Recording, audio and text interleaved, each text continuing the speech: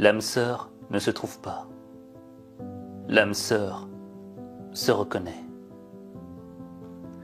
5 signes que ce n'est pas ton âme sœur.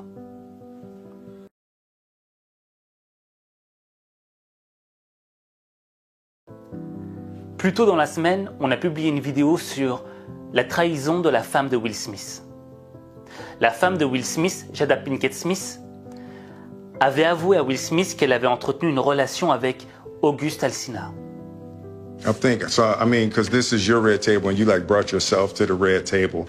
I think you need to say clearly what happened. As far as what? You and I decided we were going to take our space, and what happened? Yeah, and then I got into an entanglement with August. That's what I said. An entanglement? Yes. Yes. A relationship? Yes, it was a relationship, absolutely. I was in a lot of pain, and I was very broken. Now, in the process of that relationship, I definitely realized that you can't find happiness outside of yourself. Mm-hmm. Cette vidéo a engendré des milliers de commentaires.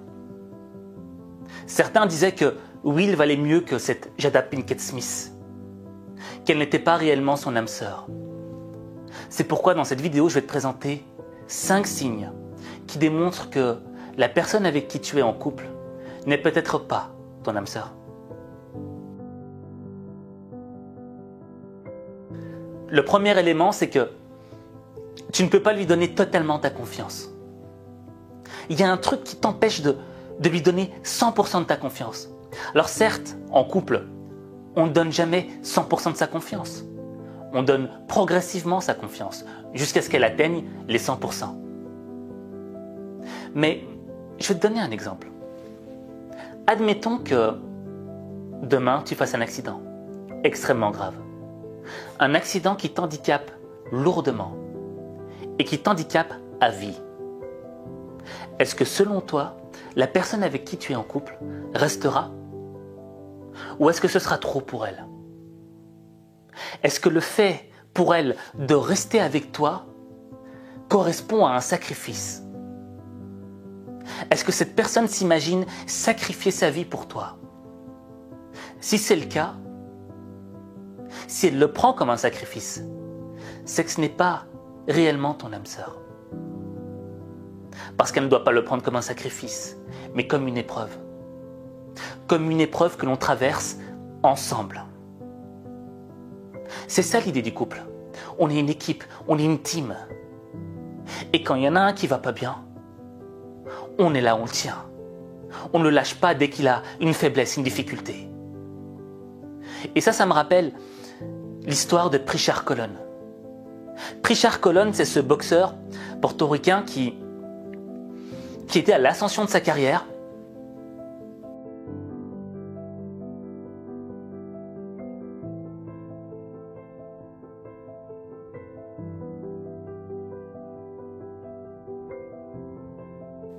Et qui, après plusieurs coups reçus derrière la tête, s'est retrouvé paralysé à vie.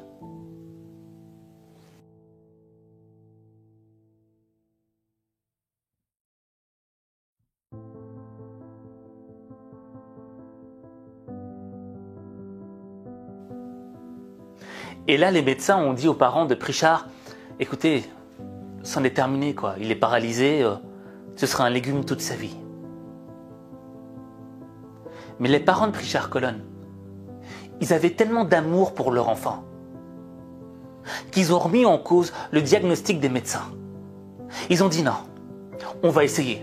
On n'a peut-être pas fait des études de médecine, on s'y connaît peut-être pas autant que vous. Mais notre fils, on l'aime. On a un amour qui est sans limite pour lui. Et on va essayer de l'aider, on va essayer de faire en sorte qu'il puisse s'en sortir. Mais on ne le lâchera jamais. On ne le laissera pas devenir un légume. Et à force d'avoir donné autant d'amour à ce garçon, il est parvenu, pas à s'en sortir complètement, mais il a fait des prouesses incroyables. I know that's you. Let me see the right. Let me see the right. Vamos, vamos, vamos. Sí, ese eres tú. That's you. I know. Let's fool, vamos. For sure. Vamos, uno bien bueno con el right. Go, pressure. Vamos. Les médecins qui disaient que ce garçon serait paralysé à vie parvient à démentir tous les pronostics qui ne jouaient pas en sa faveur. Pourquoi? Parce qu'il était entouré de personnes qu'il aimait. Et moi je me dis, et si les parents de Pritchard Colon n'étaient plus là, s'ils n'étaient plus de ce monde, qui aurait été là pour Pritchard? Si ce Pritchard Colon avait une petite amie ou une femme, est-ce qu'elle aurait endossé le rôle des parents de Pritchard? Mets-toi à la place de Pritchard Colon. Est-ce que la personne avec qui tu es en couple aujourd'hui serait-elle capable d'endosser ce rôle? Si la réponse est non, il faut que tu te remettes en question.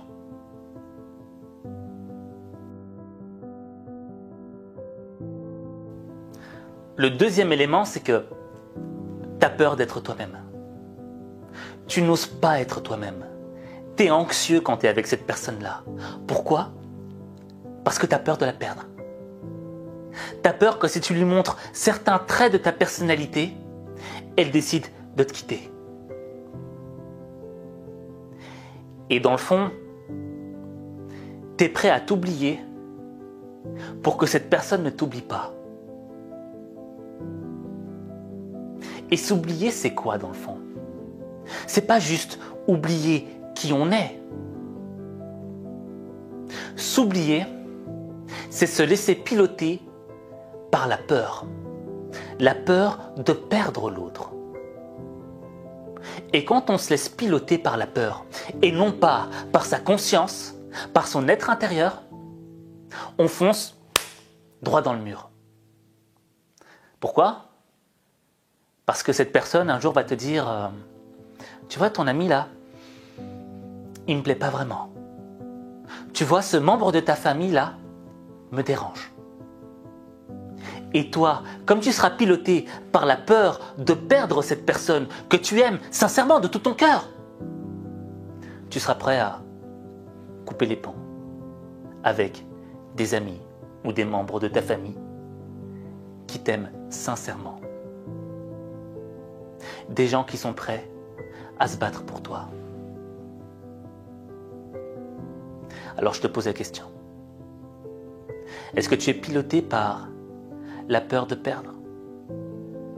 Si c'est le cas, remets-toi en question.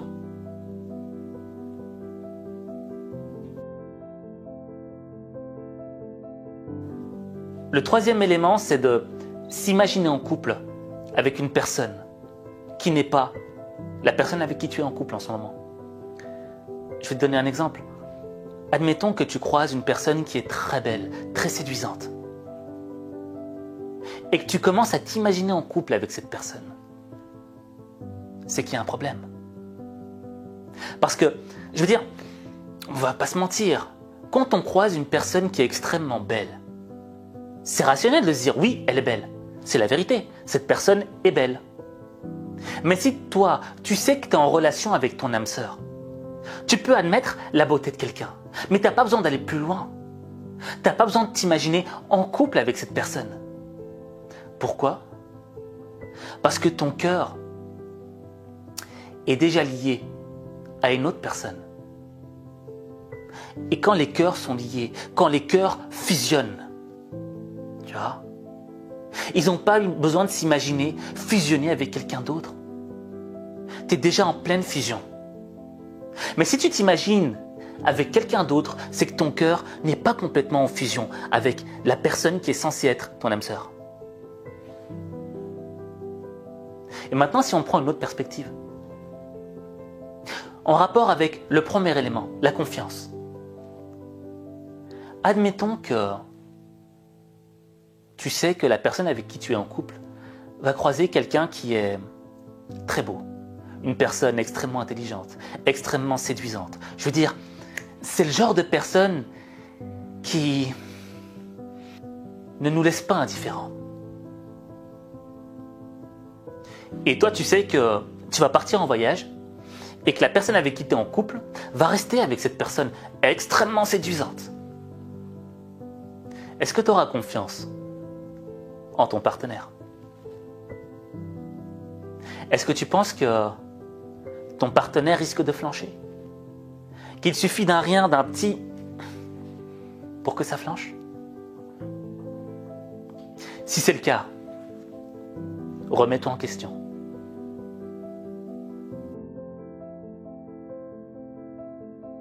Le quatrième élément, c'est le fait de régresser. D'avoir l'impression que ta vie est en stagnation. Que tu ne grandis pas, que tu n'évolues pas. Tu sais, selon moi,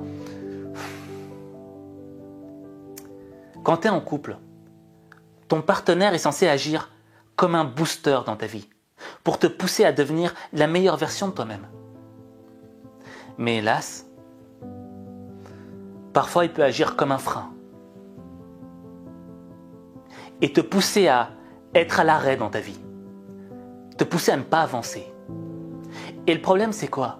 C'est que lorsque tu n'avances pas, tu recules. Puisque le monde, lui, n'arrête pas de tourner.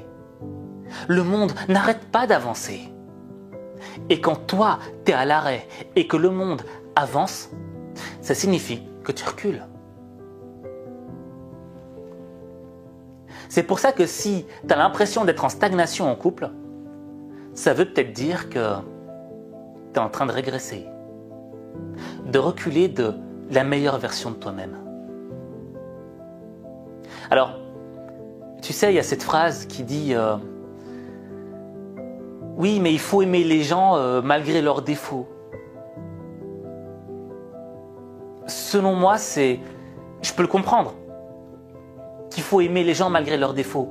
Mais quand tu sais que le défaut rend cette personne moche, que ce défaut rend cette personne moche de l'intérieur, que ce défaut la pousse à régresser, qu'elle l'éloigne de la meilleure version de soi-même, qu'est-ce que tu fais?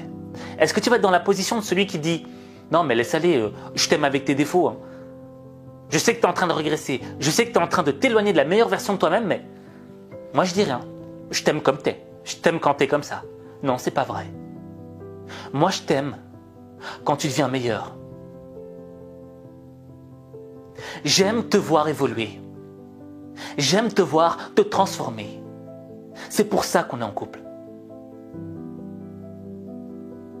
Et si moi, je suis là pour agir comme un booster dans ta vie, toi aussi, tu dois agir comme un booster dans ma vie. C'est ça le principe du couple. Et dans un couple, il n'y a pas un rapport de dominant et de dominé.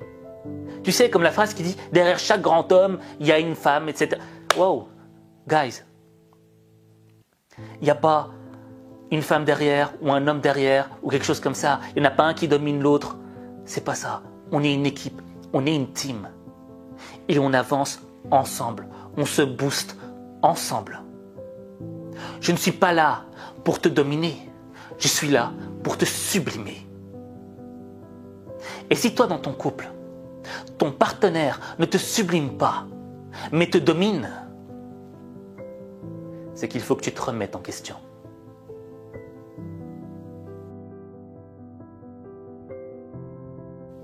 Et le dernier point, c'est: est-ce que tu es capable de te projeter dans l'avenir avec cette personne? Après tout ce qu'on a dit là, est-ce que tu es capable de te projeter dans un avenir qui est heureux? Un avenir qui est baigné dans le bonheur? Certes, il y aura des difficultés, il y aura des épreuves, il y aura des disputes, il y aura des mésententes. Mais est-ce qu'on sera capable d'aller au-delà de ces épreuves, ensemble?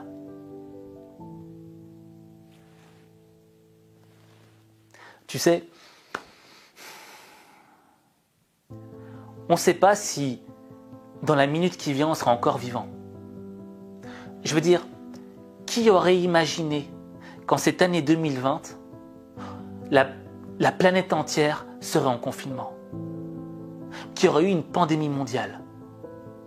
Personne. Et ça veut dire quoi? C'est que on ne peut pas maîtriser ce qui va se passer dans le monde. Et les choses vont très vite. Et la vie elle-même va très vite.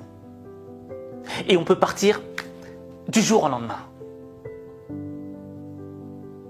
C'est pour ça que chaque seconde dans ta vie, chaque minute est essentielle. Mais ce qui est aussi essentiel, c'est avec qui tu partages ces minutes.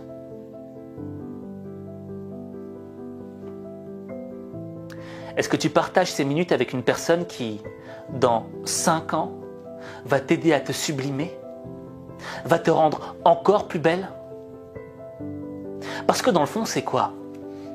On est dans une société où on nous fait croire que être vieux, c'est être moche. Pardon? Est-ce que la beauté n'est liée qu'à l'apparence physique? Non. La beauté est liée à cette lumière intérieure qui vit en toi, à ce feu qui vit en toi. Parce qu'on a tous en nous une lumière intérieure. Et lorsqu'on apprend à développer cette lumière intérieure, lorsqu'on apprend à la travailler, lorsqu'on sait de quoi elle est faite, et que jour après jour, on travaille pour devenir la meilleure version de soi-même, cette lumière s'intensifie. Et elle commence à rayonner vers l'extérieur. Et même si ton visage est moche, cette lumière qui est à l'intérieur de toi, elle rayonne tellement qu'elle te rend beau. Parce que ta beauté n'est plus liée à ton apparence physique. Elle est liée à qui tu es vraiment. Parce que l'apparence physique, certes, oui, c'est important l'apparence physique. On va pas se mentir. C'est bien d'être attractif, d'avoir de l'attractivité pour la personne que t'aimes. Tu vois, d'être attirant pour la personne que t'aimes. C'est normal. Mais l'enveloppe extérieure n'est qu'un véhicule. Un véhicule qui est piloté par l'être intérieur, par ce qui nous habite à l'intérieur. Cette lumière intérieure. Et si cette lumière intérieure se dégrade suite à une relation qui fait que tu régresses intérieurement, tu vas devenir moche. Et ce qu'il te faut, c'est quoi? C'est une personne qui, dans 10 ans, te rende encore plus belle, encore plus beau. Il faut que quand tu aies 50 ans, 60 ans, 70 ans, 80 ans, on se dise « Waouh, cette personne dégage un truc qui la rend belle. » Je sais pas décrire c'est quoi, je sais pas d'où ça vient, mais cette personne est belle. Parce que la vie en soi, elle est belle. La vie, c'est comme un arbre avec différents fruits. Alors tu peux goûter le fruit de la tristesse, de l'amertume, etc. Mais il y a aussi les fruits du bonheur, les fruits de la beauté. Quel fruit tu choisis dans le fond? Parce que le seul qui peut faire le choix du fruit qu'il veut, c'est toi. Il n'y a que toi.